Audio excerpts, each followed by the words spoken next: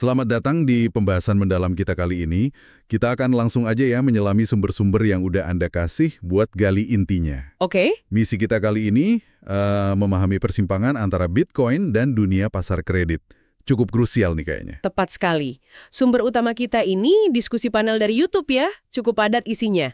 Ada Michael Saylor, terus ada pakar kredit juga, Matt dari Carlsberg, sama Jeff Walton. Oh, yang dari reasuransi itu ya? Betul, fokusnya jelas banget.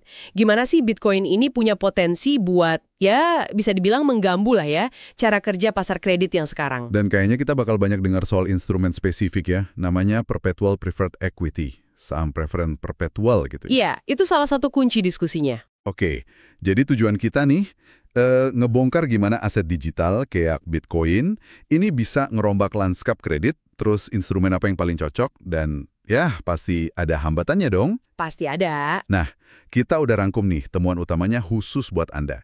Oke deh, kita mulai bedah satu-satu ya. Siap. Biar paham potensinya, kita lihat dulu deh konteks pasar kredit sekarang. Ini kan disinggung juga di diskusinya. Coba deh bayangin kondisi umum. Gimana tuh? Berapa banyak sih orang yang punya rekening bank? Terus, dari mereka nih, berapa yang beneran dapat bunga lumayan? Di atas 3%, 4%, atau 5% gitu? Iya juga ya. Malah di diskusi itu ada yang nyeletuk 6% itu udah lumayan banget. Nah kan, kontras banget kalau dibandingin sama katakanlah Eropa ya, yang bunganya bisa 0%. Betul. Padahal kalau lihat maunya orang-orang di acara itu, lewat polling kecil-kecilan, banyak yang ngarepnya 10%. Jauh ya? Jauh. Nah, ini poin penting banget yang diangkat. Bunga yang Anda dapat itu mesti lebih tinggi dari tingkat devaluasi mata uang fiat. Di diskusi itu disebut sekitar 8% per tahun. Wah, 8%. Artinya kalau bunga kita cuma 5%, tapi nilai uang turun 8%? Ya rugi dong, secara nilai real. Daya beli Anda turun meskipun angkanya nambah dikit. Betul. Baru kalau bisa di atas 8%, misalnya 10% tadi, baru deh nilai kekayaan Anda beneran nambah. Ini penting banget buat Anda pahami, apalagi yang lagi cari-cari cara buat dapat pendapatan pasif. Nah, disinilah Bitcoin masuk. Di diskusi itu, Bitcoin dilihat sebagai aset yang unik banget. Uniknya gimana? Pandangannya gini, Bitcoin itu aset dengan durasi paling panjang. Secara teori kan nggak ada batas waktunya, tapi dia nggak ngasih pendapatan kayak bunga obligasi atau dividen saham. Oke, durasi panjang tapi nggak ada yield. Terus gimana nyambungnya ke pasar kredit? Nah, kuncinya ini menurut Matt ya, yang pengalamannya ngelola portofolio obligasi gede banget $70 miliar di CalPERS. Wow. Iya, dia bilang kuncinya itu mencocokkan aset sama liabilitas. Yang menarik di sini adalah gimana instrumen perpetual preferred equity ini dilihat pasangannya pas banget. Pasangan pas maksudnya? Instrumen ini kan gampangnya bayar dividen terus-terusan, gak ada batas waktu. Dan pokoknya nggak perlu dibalikin sama yang nerbitin. Jadi, durasi Bitcoin yang nggak terbatas ketemu sama instrumen yang nggak ada jatuh temponya. Klop. Oh, jadi kayak jodoh finansial gitu ya? Karena karakternya mirip sama-sama panjang. Bisa dibilang gitu, malah si Matt ini bikin klaim yang lumayan berani loh. Apa tuh? Dia bilang perpetual preferred yang dikeluarin perusahaan kayak MicroStrategy, MSTR itu, potensinya bisa setara sama utang rating AAA. Itu kan rating tertinggi ya? Serius? Setara AAA? Kok bisa? Ya, pandangannya dia, risiko kredit yang dijamin Bitcoin ini belum benar-benar dipahami pasar sekarang. Masih banyak yang belum ngerti cara nilainya. Oke. Jadi selagi pasar belum ngeh, di situ ada peluang alfa ya. Keuntungan ekstra karena kita bisa nilai risikonya lebih benar. Tepat sekali. Peluang buat investor yang ya bisa analisa risiko agunan Bitcoin ini lebih jago dari pasar pada umumnya. Oke. Nah, ini nih bagian yang menurut saya sangat menarik. Michael Saylor. Dia kan visinya suka beda ya. Iya. Dia ngelihat saham preferen perpetual ini bukan cuma instrumen biasa, tapi kayak cetak biru gitu ya buat kredit digital yang ideal kalau kita desain ulang sistem keuangan dari nol. Desain ulang dari nol ya? Iya. Dia bilang ini bisa fleksibel banget. Kadang mirip utang, kadang lebih mirip ekuitas. Fleksibelnya gimana tuh? Ada contohnya nggak? Ada. Yang dibahas itu STRD, preferen yang dikeluarin MicroStrategy. Jenisnya non-kumulatif. Non-kumulatif, maksudnya? Artinya gini, kalau perusahaan lagi susah, mereka bisa nunda bayar dividen tanpa utang dividennya itu numpuk. Jadi nggak jadi beban tambahan gitu. Ini kan enak banget buat perusahaan. Oh, oke. Jadi lebih fleksibel ya buat perusahaannya. Betul. Waktu diskusi itu disebut imbal hasilnya sekitar 12,7% setahun. Dan yang penting, pokoknya nggak pernah dibalikin. Beda ya sama preferen yang kumulatif, yang biasanya ada opsi putnya itu. Nah, iya. Kalau kumulatif kan biasanya investor bisa minta uangnya balik dalam kondisi tertentu, pakai opsi put. Itu jadi lebih mirip utang buat perusahaan. Oke, paham. Jadi yang non-kumulatif ini lebih ke arah ekuitas ya jatuhnya? Betul. Makanya Shiller nyebutnya wadah yang dapat diprogram. Programmable container. Wadah yang dapat diprogram, istilah baru lagi nih. Apa maksudnya itu? Bayangin aja kayak kita ngerakit instrumen keuangan pakai Lego. Bisa diatur-atur. Diatur apanya? Macem-macem. Sensitivitas harganya ke harga Bitcoin, itu namanya delta. Terus, bisa nggak dikonversi jadi saham biasa nanti? Jangka waktunya, cara hitung imbal hasilnya, penalti kalau gagal bayar mata uang dasarnya apa? Wah, banyak ya. Bahkan bisa diindeks ke suku bunga acuan global kayak SOFR atau bunga Bank Sentral Jepang. Keren kan? Wow, ini sih customizable banget ya berarti. Potensinya gede banget buat bikin instrumen kredit yang spesifik banget buat kebutuhan tertentu. Tapi, pasti ada tapinya kan? Pasti ada. Soal akses pasar terutama, gimana jualnya? Nah, itu dia masalahnya. Sekarang ini, instrumen secanggih ini biasanya dijual lewat jalur khusus, kayak aturan 144A di Amerika, yang artinya cuma buat investor institusi gede yang terakreditasi, nggak bisa buat publik umum. Oke, jadi terbatas ya? Atau ya harus lewat proses go public yang panjang dan mahal di bursa kayak Nasdaq atau bursa luar negeri. Jadi cita-citanya sih biar suatu hari nanti beli ginian bisa semudah beli ETF gitu ya, di pasar modal biasa. Persis. Mungkin pakai mekanisme kayak shelf registration, semacam izin siap jual gitu, biar nggak usah ngulang proses terus. Idealnya gitu. Tapi ya jalannya gak gampang. Si seller sendiri bilang ada hambatan gede. Hambatan apa tuh? Ada dilema nih buat perusahaan basis Bitcoin. Instrumen yang paling gampang dijual ke pasar modal biasa, kayak obligasi biasa atau utang senior jangka pendek, Itu malah yang nggak disukai perusahaan. seringnya gitu. Malah paling berisiko atau gak diinginkan sama perusahaannya. Sebaliknya, instrumen yang dianggap ideal dari sisi perusahaan kayak preferen perpetual non-kumulatif tadi, Itu malah susah dijual sekarang. nah itu dia. Susah diterima pasar saat ini. Kenapa susah? Siapa sih penghalangnya? Di diskusi itu disebut ada beberapa penjaga gerbang ya, gatekeepers istilahnya. Siapa aja tuh penjaga gerbangnya? Pertama jelas, lembaga rating kredit utama, Moody's, S&P, Fitch. Rating mereka kan penting banget buat keputusan investasi dana pensiun, asuransi, manajer aset gede. Oke, lembaga rating. Terus? Kedua, para penyusun portofolio model, kayak firma konsultan investasi gede, contohnya Mercer. Mereka kan kasih rekomendasi alokasi aset ke klien institusi mereka. Kalau mereka gak rekomendasi ini ya susah. Masuk akal. Ketiga? Ketiga, regulasi industrinya sendiri. Terutama buat asuransi. Mereka punya aturan ketat banget soal aset apa aja yang boleh dibeli buat jamin polis nasabah. Gak bisa sembarangan. Oke. Hambatannya jelas banget ya. Rating, model portofolio, regulasi. Terus gimana caranya biar pasar bisa ngelewatin ini semua? Ada solusinya nggak di diskusi itu? Nah, ada beberapa pandangan menarik nih soal gimana pasar bisa berevolusi. Gimana tuh? Ada dua jalur lah kira-kira. Pertama, dari Matt, yang punya pengalaman di pasar kredit pasca krisis 2008. Dia bilang, perlu muncul lembaga rating baru yang lebih inovatif. Oh, pemain baru ya? Iya. Dia ngingetin, pas krisis hipotek dulu kan muncul tuh lembaga rating spesialis baru. Karena orang udah nggak percaya sama yang lama. Nah, lembaga baru ini mungkin bisa lebih paham cara nilai resiko aset digital. Jadi, disrupsi dari pemain baru. Selain itu? Itu juga bakal neken pemain lama buat ikut berubah. Kompetisi lah. Contohnya disebut kayak Strive yang nantang BlackRock di ETF. Terus, bisa juga didorong sama langkah berani institusi gede. Maksudnya? Misalnya nih, kalau tiba-tiba manajer aset raksasa kayak Capital Group mulai beli sekuritas jaminan Bitcoin, meskipun belum ada ratingnya, nah itu bisa maksa lembaga rating buat akhirnya ikut menilai juga. Oke. Tekanan dari pemain besar. Itu pandangan Matt. Kalau dari Jeff Walton, yang dari asuransi? Jeff fokusnya kedua hal. Pertama, bangun narasi resiko yang kuat dan beda. Narasi resiko? Iya, dia bilang keunggulan aset digital kayak Bitcoin ini, risikonya bisa dihitung matematis, terus dipantau hampir real time, 24/7. Beda sama aset biasa yang datanya mungkin per kuartal baru update. Narasi ini perlu disampaikan ke regulator sama investor. Oke, tonjolkan keunggulannya ya. Terus yang kedua, Kedua, perlu usaha spesifik buat ngembus hambatan regulasi di industri asuransi. Ya, ini mungkin perlu lobby, edukasi, atau pakai istilah Bitcoiners, perlu meng-orange pill lembaga rating asuransi yang lebih fleksibel, selain pemain utamanya kayak AM Best. Meyakinkan mereka lah idenya.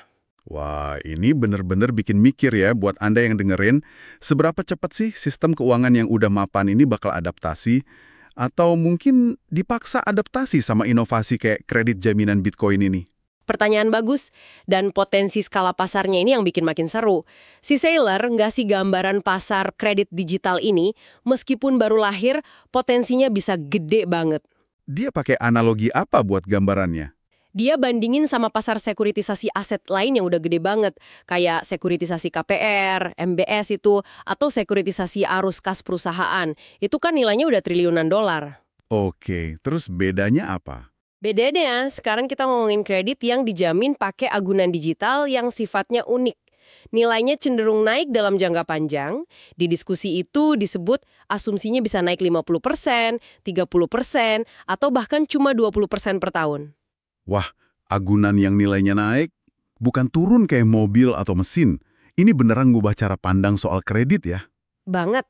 Saylor ngira-ngira pasar kredit digital ini sekarang ukurannya sekitar 30 M dolar setahun. Udah lumayan gede juga ya? Iya, tapi menurut dia ini masih terbang di bawah radar media finansial mainstream. Tapi dia optimis banget. Prediksinya bisa tumbuh ke 50 M, 100 M, bahkan mungkin 1 triliun dolar dalam beberapa tahun ke depan. Gila, 1 triliun dolar? Terus, ini artinya apa buat perusahaan pionir kayak MicroStrategy? Valuasi sahamnya gimana? Ada yang nanya soal ini kan di sana? Sejarah.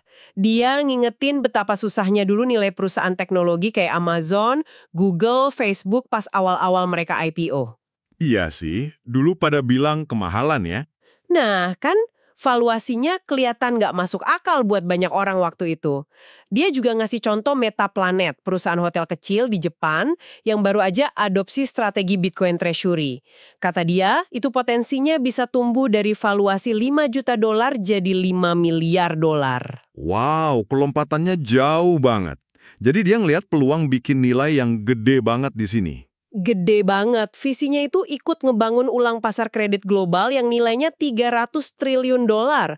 Kalau kredit digital bisa ngambil katakanlah 10% aja dari pasar itu, Itu udah 30 triliun dolar sendiri. betul. Ini bisa bikin ruang buat banyak perusahaan baru yang nilainya triliunan dolar nanti. Dan nggak harus sama semua, bisa beda-beda fokusnya. Ada yang leverage-nya tinggi, ada yang instrumennya beda, profil risikonya juga. Kalau dibandingin sama indeks saham kayak S&P 500 gimana? Optimis juga dia? Wah, sangat optimis. Dia bilang dia berharap Bitcoin bakal terus ngalahin S&P 500 selamanya. Selamanya. Kok bisa sih yakin itu? Alasannya, S&P 500 itu dianggapnya kayak penyakitan karena aset dunia nyata. Aset fisik kan nilainya bisa turun, usang, terus ada pengaruh politik, perang, pajak, regulasi yang gonta-ganti. Oke. Banyak bebannya ya. Iya, malah dia mikir kalau nanti perusahaan basis Bitcoin masuk ke S&P 500, itu justru bakal bantu naikin kinerja indeksnya. Menarik pandangannya. Tapi tentu aja ya, visi segede ini pasti ada risikonya dong. Nggak mungkin mulus terus. Dibahas juga kan sisi gelapnya? Oh, pasti. Resiko itu tema penting banget. Saylor cerita sendiri gimana perusahaannya pernah dideketin sama banyak pemain kripto yang akhirnya bangkrut. Dia sebut nama-nama kayak FTX, Three Arrows Capital, Genesis, Celsius, BlockFi.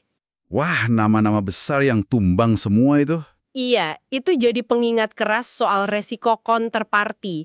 Resiko kalau pihak lawan transaksi kita gagal bayar atau wan prestasi. Ngeri juga ya.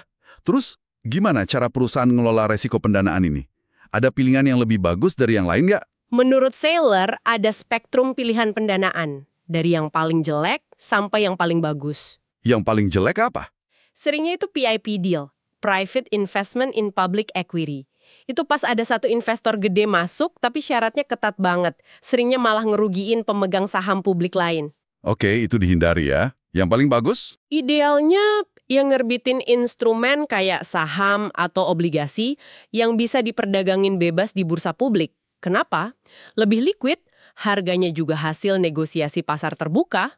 Tapi kan tadi dibilang susah jualnya ya? Nah, itu tantangannya. Dilemanya kan di situ. Kredit yang paling gampang didapat, misalnya pinjaman gede dari satu pihak, itu seringnya paling mencekik.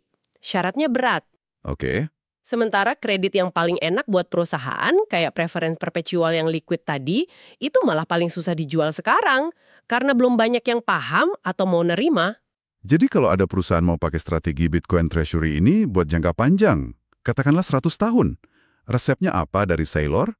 Formulanya kedengerannya simple tapi susah nih jalaninnya. Kumpulin modal ekuitas sebanyak mungkin pas pasar lagi bagus. Modal dari saham ya? Betul. Terus pakai modal itu buat beli aset yang nilainya naik jangka panjang, ya Bitcoin dalam kasus dia. Nah, kalaupun harus ngutang, harus obsesif banget sama manajemen resiko kreditnya. Obsesif gimana? Prinsip utamanya, jangan pernah ngutang jangka pendek buat beli aset yang nilainya turun cepat. Contoh jeleknya itu ngutang buat beli rig mining. Rig kan cepat usang nilainya. Oh iya, bener juga. Jangan gali lubang tutup lubang ya. Kira-kira gitu. Terus ada ide lain nih, kadang kan ada yang mikir, bayar imbal hasil atau dividennya pakai Bitcoin aja gimana? Ada yang nanya ini kan? Ada.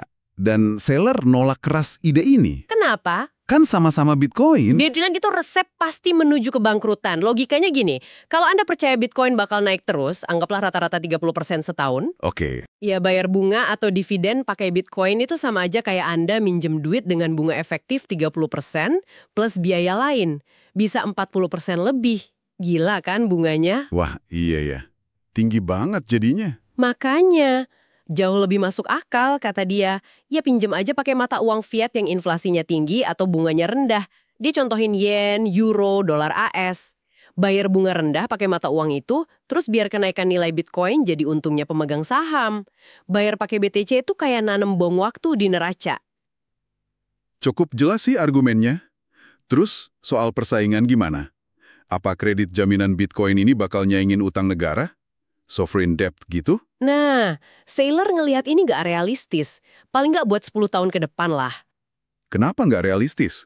Investor utama yang beli utang negara, kayak bank sentral atau dana pensiun raksasa, itu kan mandat sama profil risikonya beda banget.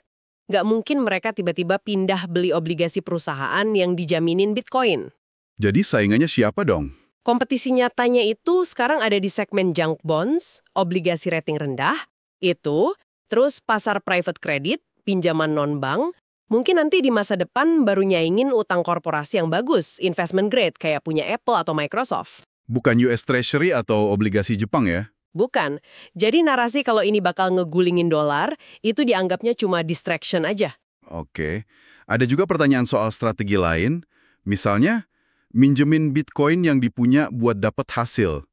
Mungkin dijaminin ke aset lain kayak private market secondaries.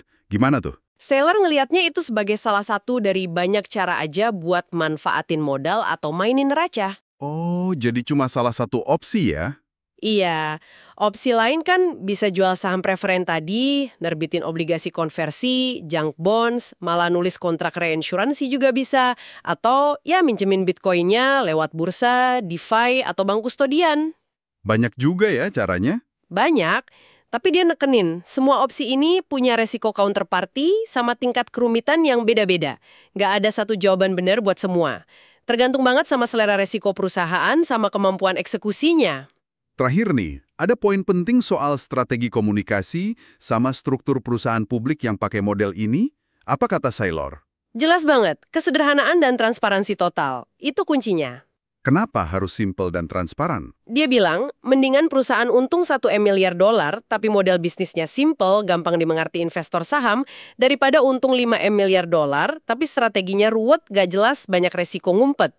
Kenapa gitu? Untung lebih gede kan bagus. Karena kerumitan itu cenderung ngehukum valuasi perusahaan. Dia pakai analogi. Analogi apa? Bandingin Coca-Cola, bisnisnya simple banget kan jual minuman, valuasinya PE ratio-nya cenderung tinggi. Nah, bandingin sama hedge fund yang mungkin canggih banget, untungnya gede. Tapi karena modelnya rumit, valuasinya sering lebih rendah, PE-nya rendah. Oh, jadi investor lebih suka yang simple dan jelas ya? Betul, transparansi itu bangun kepercayaan. Kepercayaan narik modal. Dia malah bilang kalau ada short seller yang nyerang sahamnya, itu bisa dianggap lencana kehormatan. Loh kok bisa? Short seller kan taruhan harga turun. Iya, tapi itu nunjukin kalau strategi perusahaan saking jelasnya, orang sampai bisa ambil posisi buat ngelawan kalau nggak setuju. Intinya, fokus ke satu model bisnis inti yang bisa dipahami dan dipercaya sama investor saham Anda. Baik. Udah lumayan banyak nih yang kita bedah, jadi rangkuman utamanya buat Anda gimana nih? Oke, singkatnya gini. Bitcoin ini buka kemungkinan baru yang radikal di pasar kredit. Ada konsep baru, agunan digital yang nilainya malah bisa naik. Nah, terus saham preferen perpetual tadi muncul sebagai instrumen kunci ya di ekosistem baru ini. Fleksibel, durasinya panjang. Betul, tapi ya itu tadi, jalannya nggak gampang. Ada tantangan gede dari regulasi, terus penjaga gerbang lama kayak lembaga rating masih pada ragu. Perlu edukasi pasar juga. Tapi potensinya gede banget ya kalau berhasil. Bisa bikin pasar kredit digital baru yang nilainya mungkin triliunan dolar. Persis. Nah, kenapa semua ini penting buat Anda perhatikan? Menurut saya sih, pahami dinamika ini krusial banget. Gak peduli Anda investor yang cari peluang, atau profesional keuangan yang industrinya lagi diobrak-abrik, atau ya sekedar pengen tahu aja gimana teknologi bisa ngubah fondasi sistem keuangan kita.